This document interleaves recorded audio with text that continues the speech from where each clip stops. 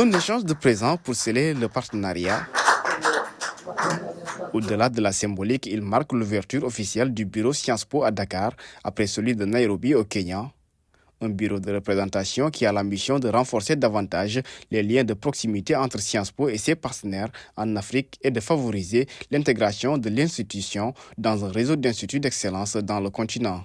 L'Afrique nous apporte beaucoup. Ça fait 20 ans que Sciences Po travaille avec des institutions, des élèves, des enseignants sur l'Afrique et en Afrique, et nous espérons vraiment que cela ne va permettre que d'amplifier ce double mouvement d'aller-retour. L'idée est de travailler avec les partenaires, réfléchir à des projets de recherche, mais surtout fédérer les communautés d'alumni de Sciences Po.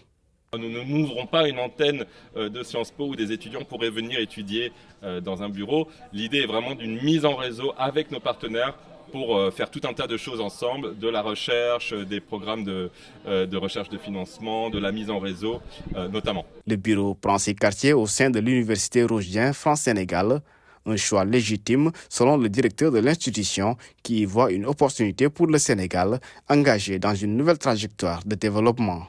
Sciences Po travaille aussi avec des États qui lui confient parfois des missions de formation, notamment de renforcement de capacités. Il y a le Maroc et d'autres pays. Donc aujourd'hui, rien n'exclut que dans le cadre du nouveau référentiel Horizon 2050, que certaines parties ayant trait au renforcement du capital humain soient confiées à notre université et que nous puissions développer des formations avec Sciences Po qui vont contribuer à former des ressources humaines de qualité pour notre pays. Sciences Po reçoit chaque année près de 700 étudiants africains. Une nouvelle étape donc dans la longue histoire de coopération entre l'institution et ses partenaires africains avec ce bureau de représentation.